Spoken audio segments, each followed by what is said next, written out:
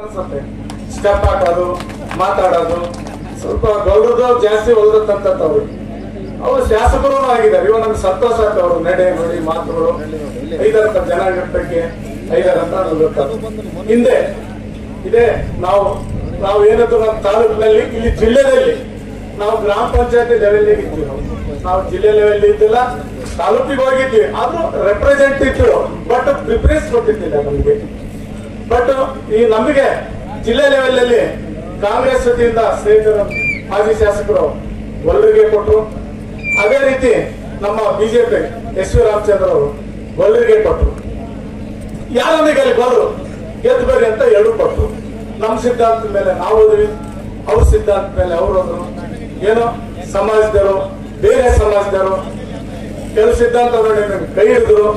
ನಾನು ಜಿಲ್ಲಾ ಪಂಚಾಯತಿ ಸದಸ್ಯರಾದ ನಮ್ಮ ಮನೆಯವರು. ಅದೇ ರೀತಿ ನಮ್ಮ ಶಾಸಕರು ರಾಮಣ್ಣರು, ಯಾಕಂದ್ರೆ ನನಗೆ ಟಿಕೆಟ್ ಕೊಟ್ಟಿದ್ದಾರೆ. ಇವತ್ತು ಜಿಲ್ಲಾ ಪಂಚಾಯತಿಯಲ್ಲಿ ಜನರಲ್ ಬಂದಿತ್ತು ಅಧ್ಯಕ್ಷರು. ನಾನ್ ಗೊಲ್ಲರ ನೀರೋನ್ ಒಬ್ಬನೇ. ಲಿಂಗಾಯತರು ಡಾಮಿನೆಂಟ್ ಜನಾಂಗ ದಾವಣಗೆರೆ ಜಿಲ್ಲೆಯಲ್ಲಿ, ಅದು ಜನರಲ್ ಅಂದ್ರೆ ಲಿಂಗಾಯತರು ಆಗ್ಬೇಕಾಯ್ತು. ಅದೇನಾಗ್ಲಿ, ಇವತ್ತು ಎಸ್ ವಿ ರಾಮಚಂದ್ರ ಮಾಜಿ ಶಾಸಕ ನಾಯಕರು ಗೊಲ್ಲರು ಒಬ್ಬರನ್ನ ಜಿಲ್ಲಾ ಪಂಚಾಯತಿ ಅಧ್ಯಕ್ಷ ಮಾಡ್ಲೇಬೇಕು. ನನಗೆ ಅವರು ಕೈ ಹಿಡಿದ್ದಾರೆ, ಅವರು ಮಾತನಾಡಕಂತಾರೆ. ಕಾಯಕವೇ ಕೈಲಾಸ ಅಂದರು.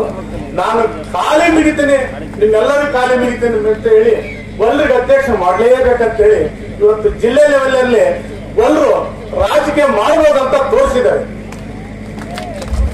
ನಾವು ಒಂದು ಏನಾಗ್ಲಿ ನಾವು ಬರಬೇಕು, ನಮ್ ಕಷ್ಟ ಗೊತ್ತಾಗಬೇಕು. ರಾಜಕೀಯದಲ್ಲಿ ನಾವು ಇನ್ನೊಬ್ಬರಿಗೆ ಕೇಳಬೇಕು, ಅವ್ರೇನೋ ಹೇಳ್ತಾರೆ. ನಮ್ಮ ಜನಾಂಗದಲ್ಲಿ ಇವತ್ತು ನಮ್ಮ MLC ಅವ್ರು ಹೇಳಿದ್ರು, ಏನ್ ಹೇಳಿದ್ರು, ನಮ್ ಜನಾಂಗಕ್ಕೆ ಏನೇನಿದೆ ರೆಪ್ರೆಸೆಂಟ್ ಮಾತಾಡುವಂತ ಒಬ್ಬರು ಶಕ್ತಿವಂತರು ವಿದ್ಯಾವಂತರು ಹುಟ್ಟಿದ್ದಾರೆ.